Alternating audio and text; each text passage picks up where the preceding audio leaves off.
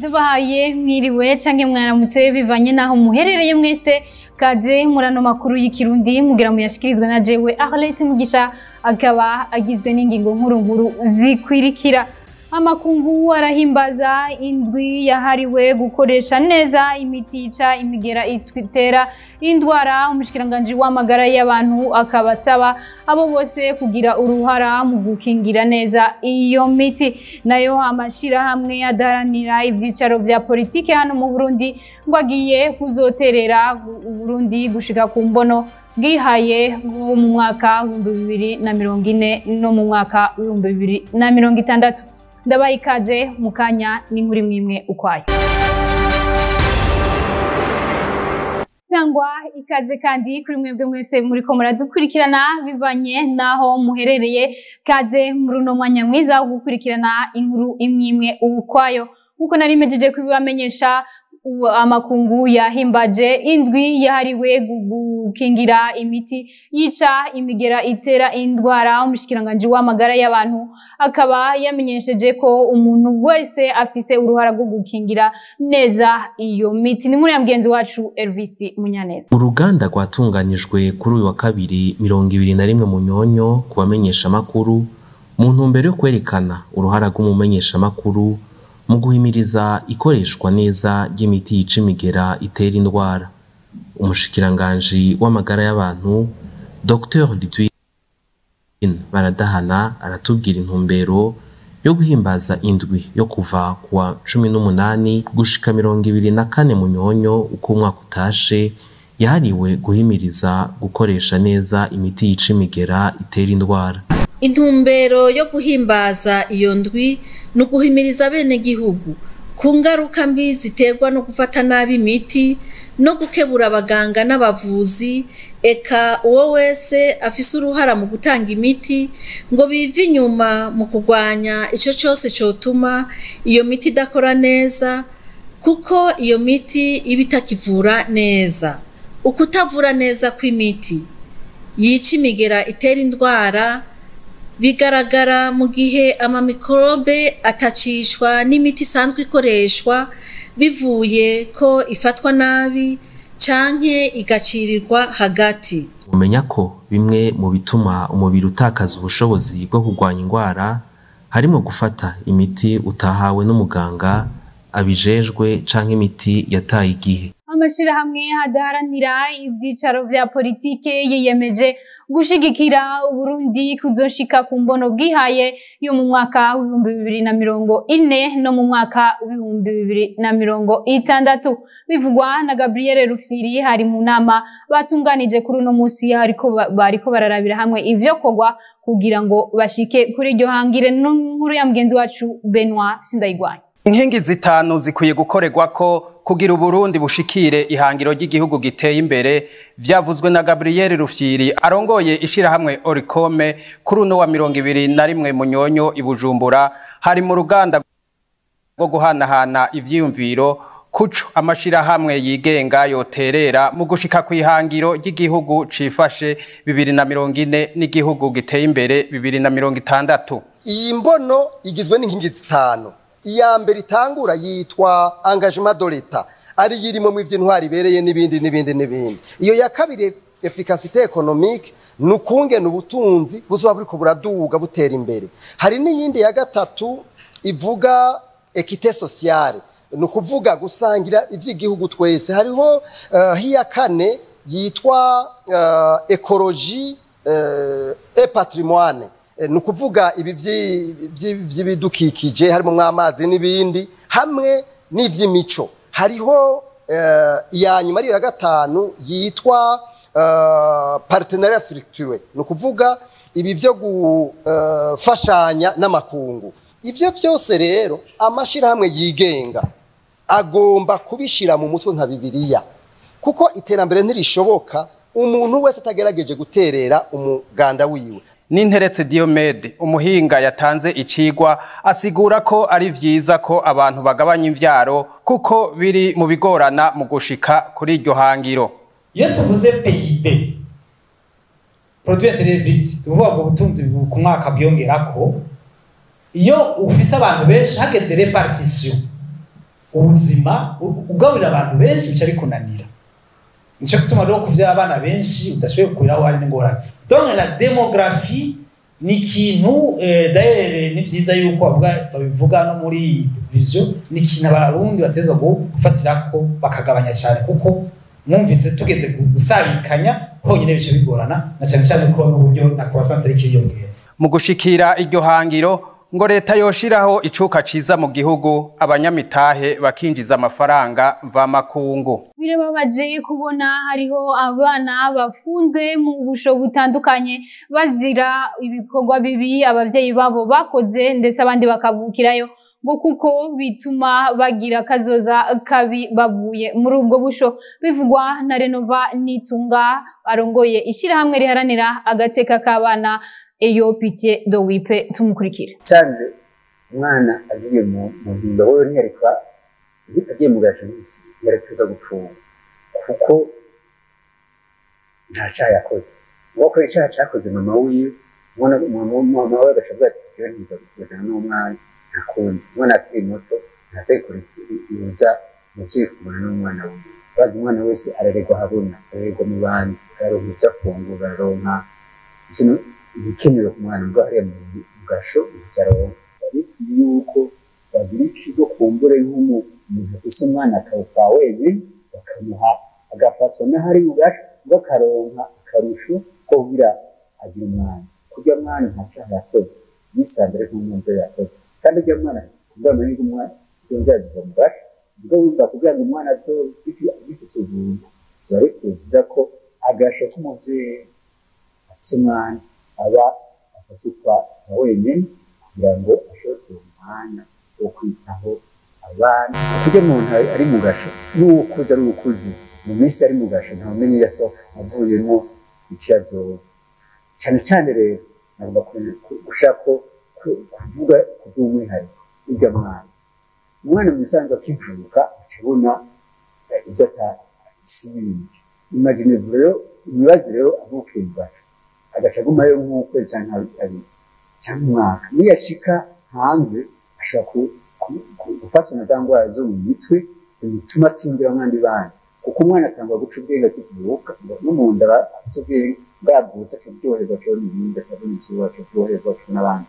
Mugabo udashoboye kumukana nawe ashobora gufatana n'indwara zo mu mutwe ntakunda abantu, abantu bose bamwanga, yagize gita mu Kirundi n'uwita depression mu Faransa.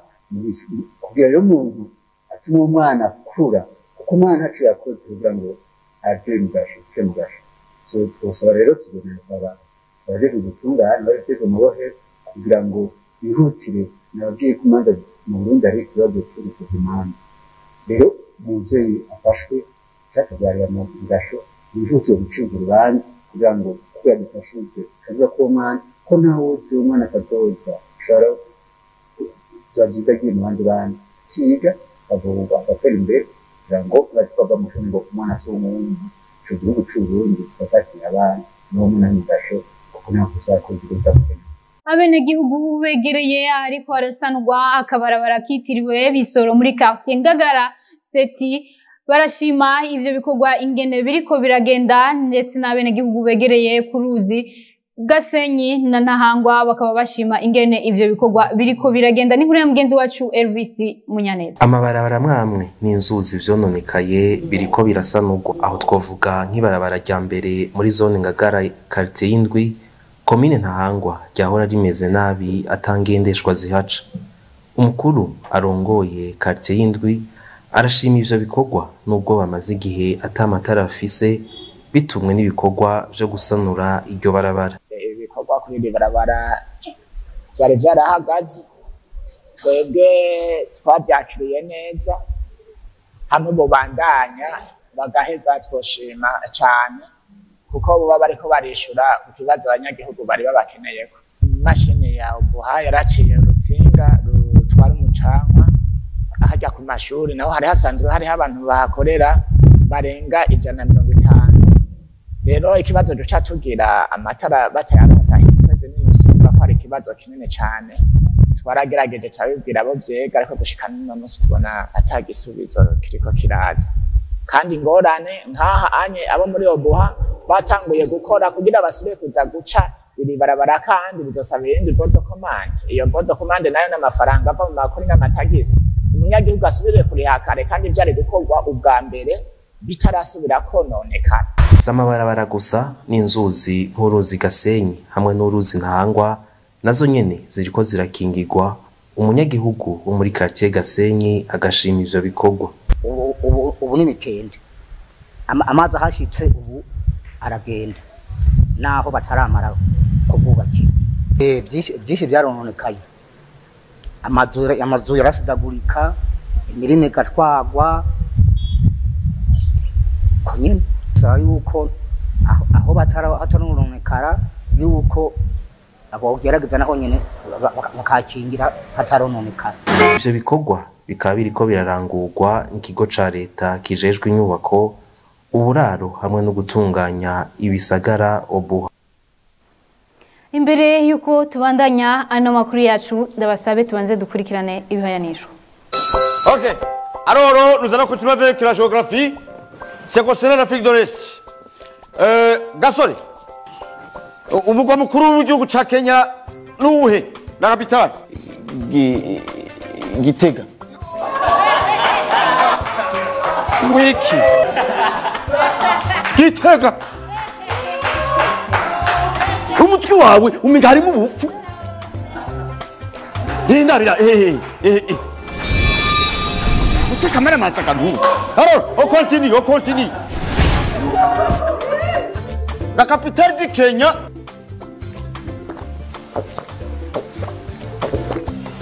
Monsieur, la capitale du Kenya s'appelle Nairobi. C'est la plus grande ville du pays avec plus de 4 millions d'habitants.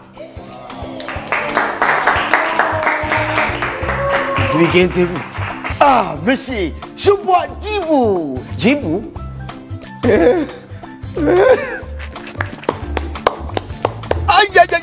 Umwaka w'ishure mushasha urageze kandi kiburiya bibagiye icupa ry'amaritiro 18 n'ibicicenda rigi ku mafaranga 12,500 gusa. Umva ko kabijya mufise cyo mubaza twakuri kuri nomero 69 140 umwaka mushasha w'ishure na Djibou wewe. Tubandanya n'amakuru yacu.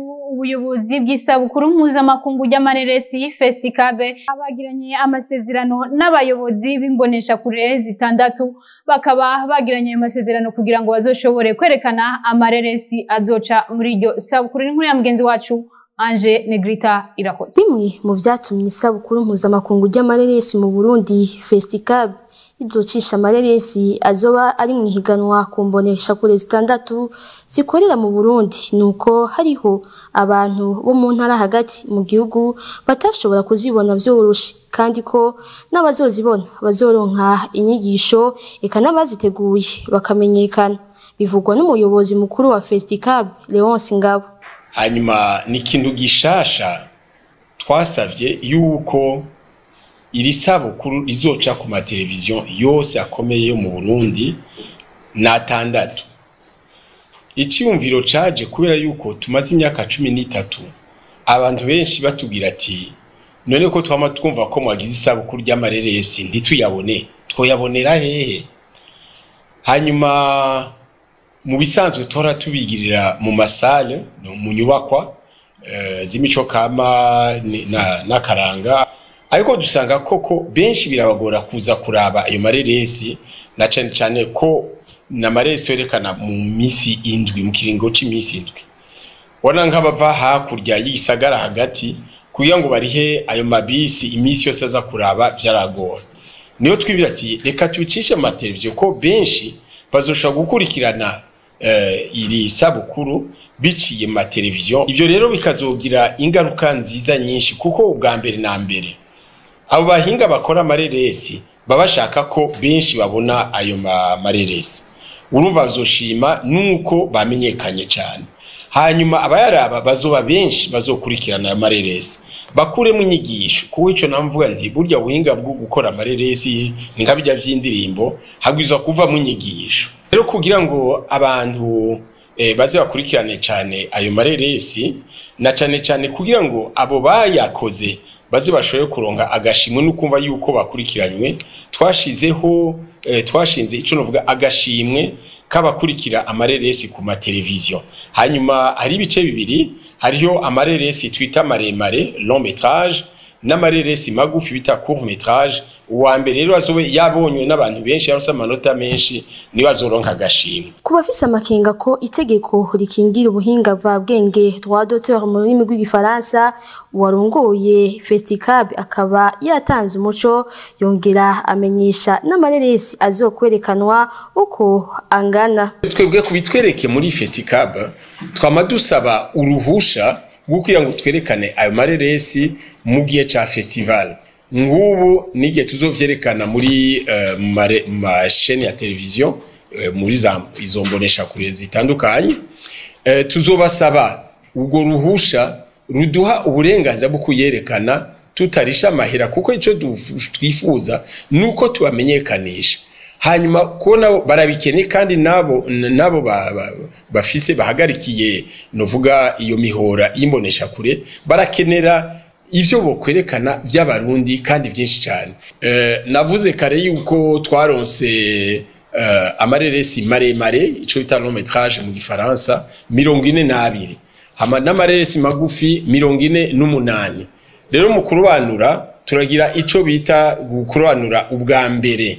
Aho rero tuzotora amareresi 12 maremare n'amareresi 20 magufi. Isabukuru mpuzamakungu ry'amareresi mu Burundi rikaba rizokwerekanwa ku ncuro igira 14. Nino kuri iyo nkuru isozera ano makuru yacu y'ikirundi, ariko kuba dufatiye hagati mu nkundire ndabasubiremwo ingingo nkuru zari ziyagize.